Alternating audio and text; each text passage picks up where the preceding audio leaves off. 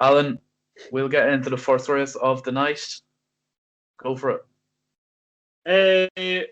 Ecclesiastical for me, Ryan. Colin Keane teaming up with Tom McCourt.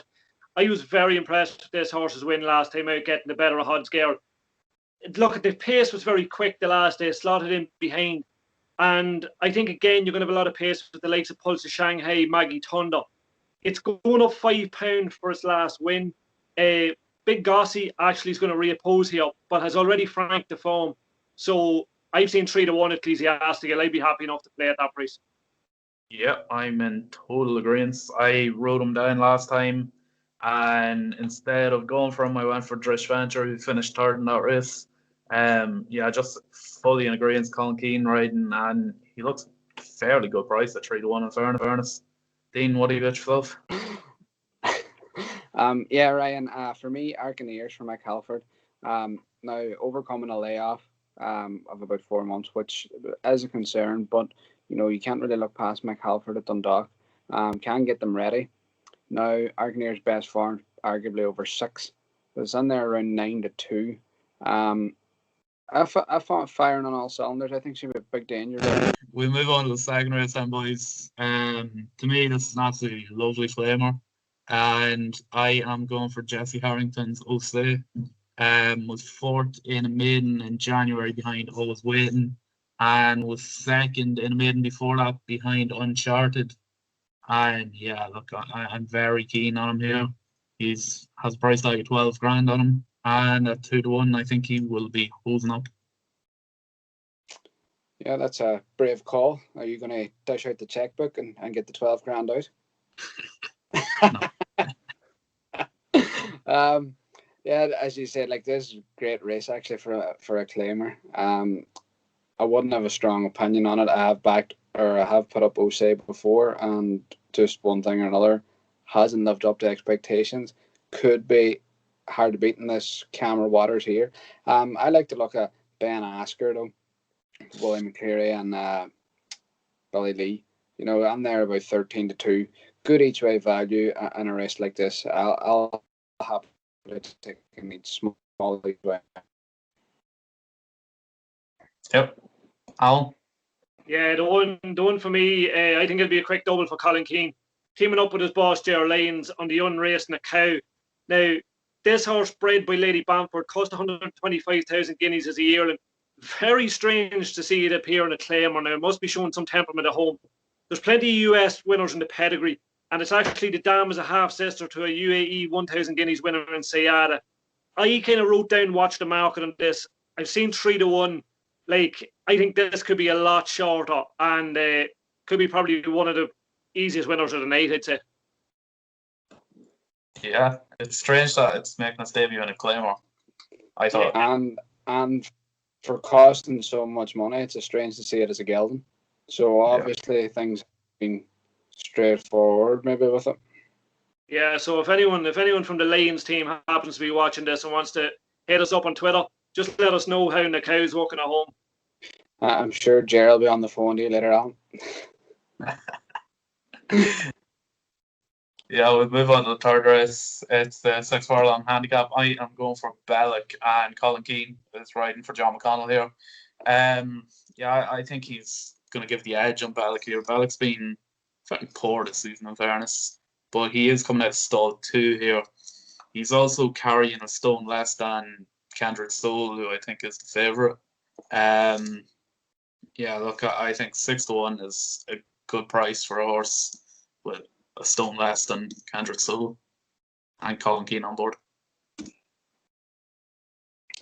Colin Keane hat-trick in the first 3 races, eh? That's what I'm looking like. Well, I'm going to take Kendrick Soul purely because of the fact I know I won a claimer last time out, and that's much calmer waters than what it's on here today.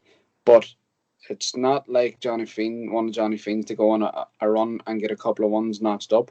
Interesting to see that there was no claims put on last week, and happily turn it up here again. Siobhan Rutledge, taking £7 off, absolute massive, a key. You're talking in terms of having claimers on board for £7. She's absolutely brilliant value. Probably the best in the business at £7 at the minute. Like, the step back up on the handicap would be my only concern, but 5-1, I'd be happy to take small play. Yeah, I agree with Dean. I put up Kendrick Soul last week when I won the Claymore under Kevin Manning. Really impressed me. She looks very uncomplicated, filly. Now, she's coming in here off a mark of 72. Siobhan's claiming 7. It still leaves her well enough handicapped. She's drawn stall 8. There's a lot of pace again in the race where I think she'll probably go forward enough as she did last week. She looks a shrewd purchase for the Fiend Yard. And Dean, as you said, could rattle up a sequence. I'd be happy to play a 5-1. Yep. We'll move on to the fourth race, the 6:30. It's a 1 mile 4 handicap, and again I am going for Colin Keane on Pure Nature. Yeah, I think it's a great chance here. He's 9-4, but he has been hiked up 11 pounds from his last win, which is a massive jump. So you probably would think they might stick Keane McRedmond on to claim a few pounds off, but we did say a few weeks ago it is Phoenix Thoroughbreds and they seem to have something against claimers. So Colin Keane is on, but look, if he's good enough, he'll win. Yeah, I'm in the complete opposite from you here. I think Grandmaster Flash is just, and when I actually thought Grandmaster Flash would be in there around maybe 7-4 ish. Like, opened up 9-4, absolutely massive. Horse has won over course and distance before as well. Dylan Brown on board, taking off. I think Dylan's taken off 7 or 5 anyways. And like this horse is well on ratings, I think, and like it showed great turn of foot. They won by as many lengths as it did the last day over a couple of good horses. I just think 9-4 is really, really big, and that'll be my nap of the night. Brave. Yeah, the one for me, and that's the Mouse Doctor. I actually put this up again the last night when I got the better of one, but Siobhan stays on board and goes up in grade. But the thing for me this time, it's receiving plenty of weight from the top 4 on the race card. Now, Dean, as you said, Grandmaster Flash was impressive. I think Grandmaster Flash might set a bit of a target for strong travellers in this race. Like, the Mouse Doctor is a course and distance winner, likes to come off a strong pace. 6-1, probably have a look at it in the place markets or the bet without Grandmaster Flash. It was interesting too, just on Grandmaster Flash there. He won off a rating of 85 over course and distance before. He's now, with Dylan's claim taken on board, he's now be running off 89. So, he's not got too much to find. I just think there's a lot to like about him here. Yep. We move on to the 7 o'clock race, boys. It's the Apprentice handicap. It's 1 mile 2. For me, I'm going for the old boy Sharjah. Teams off for Slattery's. Look, he's a Dundalk legend, really. He hasn't been firing on all cylinders now for a while, but he has been running fairly well, in fairness. 11-1, just brilliant each way value. He's more than likely going to be closer to the each way places than he will be to the finish, to the top. Yeah, I'm going to go for an old favourite of mine, Wild Shot. 11-2 there. Has had a couple of runs already so far for John McConnell. This horse has won off marks of 51, 56, 59 and 61. He's now rated 56. So he is back on a very, very workable mark. Siobhan Rutledge takes £4 off this time because it's a claimer, or an apprentice race, sorry. So I think he's very, very dangerous mark here. And I wouldn't be surprised if he got back to 1 ways again here. And 11-2, I think, is very, very good value. I'm just looking into a lane on the Sharjah form there, seeing Ray New put up Sharjah. Just one that caught my eye watching back in the replays was Must Be Dreaming. Now, I've seen 20-1 available. Like, the last time she was very quick in the stalls, was rushed up, was never going to lead Sharjah in that race, sat in behind. But if you watch that race back, the jockey takes a good look between his legs, say with about 4 or 5 furlongs to go.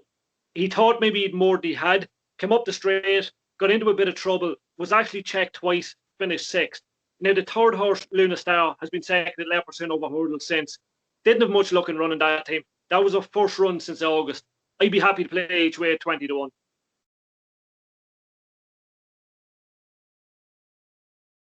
Yep.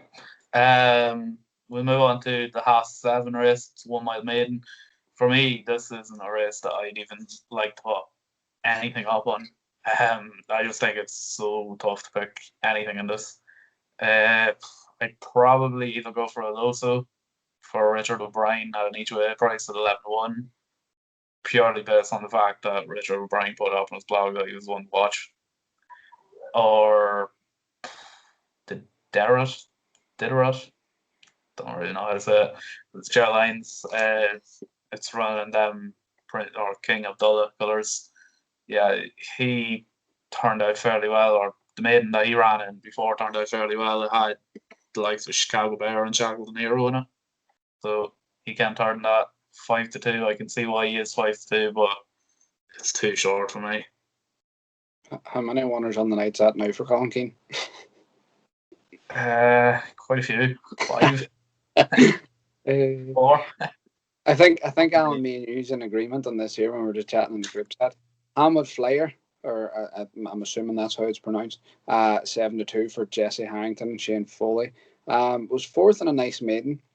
My generation finished in front of her, who we all seen one on the Hollywood Bets listed patent stakes last week in very, very good style. I think this horse jumped well, Alan, you says as well, didn't it, last week? Yeah, I was watching it from the stalls. Very, very quick in the stalls on debut. Travelled very strongly in Tom Madden's hands. Like, look, if you watch the race back, went to win a race and was on the unfavourable greyhound track side of the course. And I just think she just got caught for a bit of experience. I think if she does this with Shane Foley on board, as you said, Dean, I think she'll be very hard to beat. Yeah, I think just with that extra bit of experience under her belt, that was a good maiden there as well. I do like Ryan, where you're coming from there with the Richard O'Brien one, because as we talked about last week, he was a non-runner maybe I think 2 weeks ago or so, and I put up the winner of the race. It was actually one that finished about 2 lengths behind, who was on the same terms as Aloso, and that has come out in one since. So, there is a bit of a form boost there for Richard O'Brien's horse, but I'm definitely all over Jesse's Hamwood Flyer. That'll be my next best of the evening. Yep. I literally couldn't pick anything. I wouldn't put money on anything in it. I just think it's that type of race. For me, in the 8 o'clock, the 1 mile race, I think it's a very tough race. It's probably the standout race, the guard, isn't it? Yeah.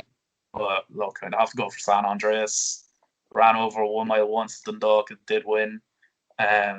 He absolutely loves Dundalk. There's not much more you can say about it. He won very impressively last time.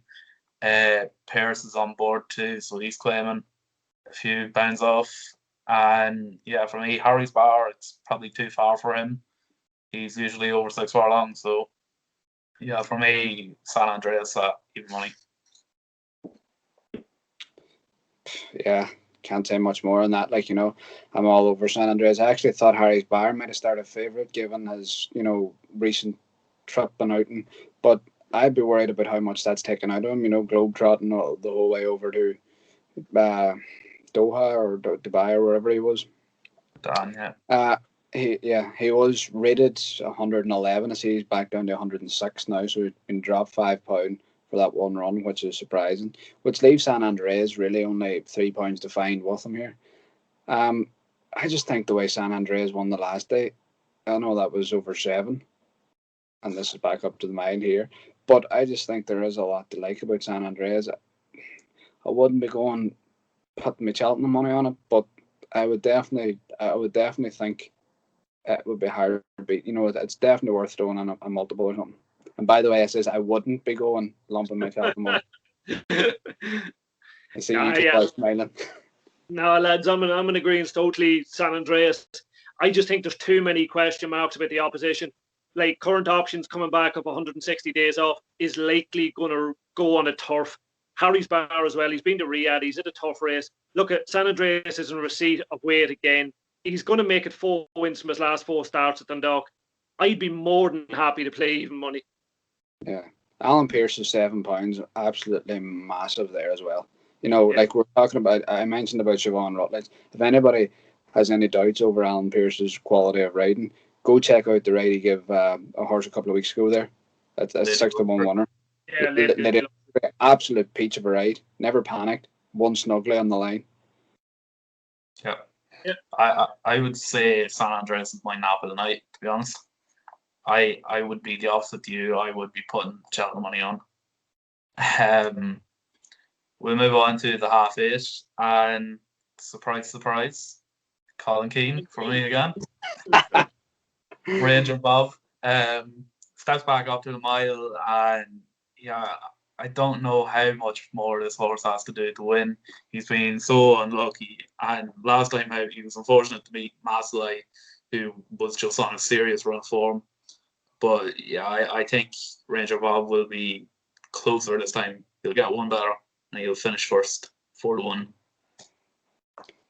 So, folks, anybody watching, and just stick all Colin Keane's and a multiple, and you're in the money. Nah, I fancied Miracles in May. It was well fancied last time out because Ronan Whelan was riding it last time, and he won the race before, or 2 races before, and he was interviewed on our Sky Sports Racing. Oops, he was interviewed on Racing TV, and he says that the owner was quietly confident of a big run. You know what? At finished 7th, but if you look at the race, beaten just about 2 lengths in second, blanket finish. You could but less trouble could have made it. Ben Cohen rides. Now, Ben's won the only 2 races this horse has won on flat. Ben's rode both of them. He last won off 61 in Dundalk. He's now off 63, so he's £2 to find on his last winning mark. I think 7-1, big value, and he will be my each way bet of the night. Yeah, I'm in agreement. Trying Ranger Bob for me 4-1. Like that second to Masley last time, the handicapper leaves him on the same mark. I think that's a bit lenient because Masley's a very good yardstick in these races. And like Ranger Bob does all his best work in the closing stages. He's stepping back up to a mile. Look, I think he takes all the beat. Yep. So let's put this straight. How many Colin Keanes have we actually put up? I don't think I have any. Well, I have 2. I have the first 2 anyway. And the last. I have 3. 1, 2, 3. I have 5. Good night for Colin Keane. 5-timer on board. 6-timer because Alan has the second race. I don't have the second race. Yeah. 6-timer. Holy Christ! That's surely worth a couple of pounds. To be beat after the first race. God, Nap next best each way. Well, I've mentioned mine, so I'll throw mine out there. Grandmaster Flash, nap of the night. Next best, Hamwood Flyer, and each way, Miracles in May. Yeah, I'll go Nap San Andreas, next best, Ecclesiastical, and each way I will go Sharta. My nap of the night is Hamwood Flyer in the 7:30. My next best is going to be Nakau, and each way Must Be Dreaming in the 7 o'clock at 20-1.